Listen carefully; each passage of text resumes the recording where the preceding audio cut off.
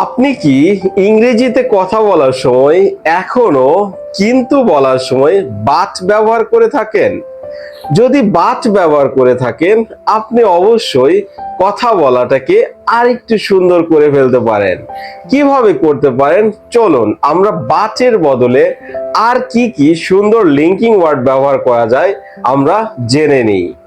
আমরা সচরাচর কথা বলতে গেলে ইংরেজিতে যখনই আমাদের কোনো কিছু কন্ট্রাডিকশন দেখাতে হয় বা আমাদের বিপরীত কিছু দেখাতে হয়, আমরা সচরাচর বাট বা কিন্তু ব্যবহার করে থাকি।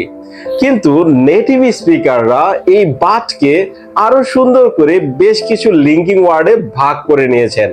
ইভেন তারা এই জন্য অনেক সুন্দর করে এই বাটটাকে আরেকটু আলাদা করে বলেন, তখন শুনতে আরেকটু শ্রুতি মধুর মনে হয়। তাহলে আমরা জেনে নিই বাট এর বদলে আমরা কোন কোন লিঙ্কিং ওয়ার্ড ব্যবহার করতে পারি। বাট এর বদলে আমরা প্রথমত ব্যবহার করতে পারি হাউএভার। খুবই চমৎকার একটা এক্সপ্রেশন। ইভেন আমরা যখন কোনো কিছু বিপরীত দেখাতে যাব, তখন আমরা বাটের বদলে হাউএভার ব্যবহার করতেই পারি। যেমন আমি বলে দিচ্ছি, এইভাবে আমরা এখন থেকে ব্যবহার করতেই পারি। যেমন আমরা যদি বলি I love to take a cup of coffee, however it's not good for me। তার মানে কি, যে আমি আসলে চা খেতে বা কফি খেতে প্রচন্ড পছন্দ করি, কিন্তু এটা আমার জন্য আসলে ভালো না। এই যে বাটের জায়গায় আমরা হাউএভার বলতেই পারি। আমরা বলতে পারি আগে, যেমন আমরা বলতাম I love to play cricket, but it's harmful for me। তার মানে কি, যে আমি আসলে ক্রিকেট খেলতে পছন্দ করি, কিন্তু এটা আমার জন্য ক্ষতিকর।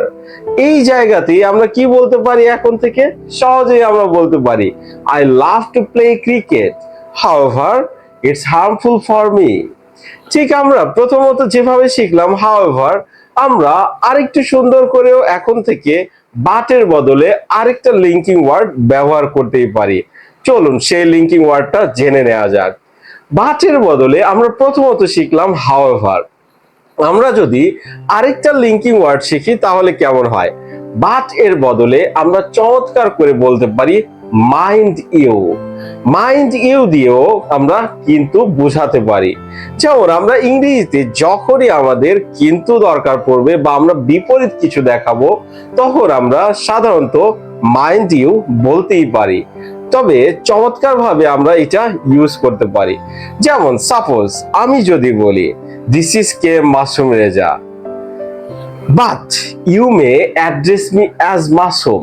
তার মানে কি, আমার নাম কে মাসুম রেজা, কিন্তু আপনি আমাকে মাসুম নামে ডাকতে পারেন। এই জায়গাটাকে আমরা, এই যে বাটটাকে যদি উঠিয়ে নিয়ে আমরা মাইন্ড ইউ বলি, আমাদের এক্সপ্রেশনটা কিন্তু আরেকটু সুন্দর হয়ে যায়। কিভাবে হয়ে যায় আমরা বলছি। যেমন আমরা এখন থেকে ব্যবহার করতে পারি this is K Masum Reza, mind you, you may address me as Masum. এই যে আমরা বাটটাকে পরিবর্তন করে আমরা মাইন্ড ইউ বলেছি, এর বদলে আমাদের কি হয়েছে? স্পোকেন ইংলিশটা আরেকটু শার্প হয়ে গিয়েছে। নেটিভ স্পিকাররা বাটের বদলে মাইন্ড ইউ ব্যবহার করে থাকেন। আমরা এখন থেকে আমরা যখন কথা বলবো, তখন আমরা যে জায়গাগুলোতে বাট ব্যবহার করে থাকি, আমরা সেখানে ইজিলি মাইন্ড ইউ ব্যবহার করতেই পারি। এছাড়া আমরা আরেকটা লিঙ্কিং ওয়ার্ড ব্যবহার করতে পারি বাট এর বদলে। চলুন সেটাও জেনে নেওয়া যাক।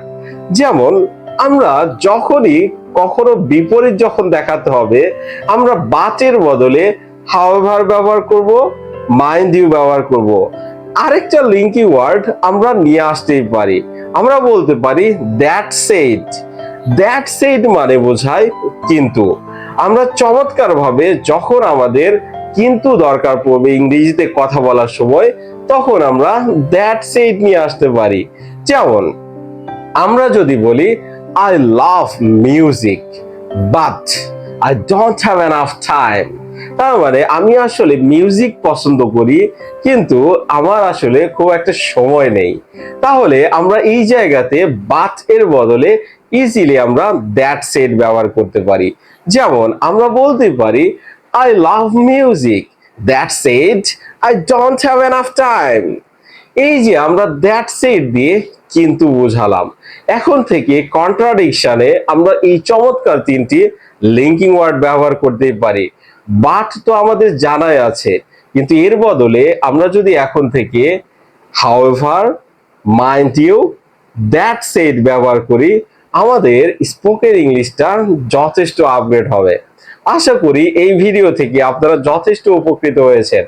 যদি উপকৃত হয়ে থাকেন, এটা আমার জন্য সবচেয়ে পরম পাওয়া। ধন্যবাদ সবাইকে।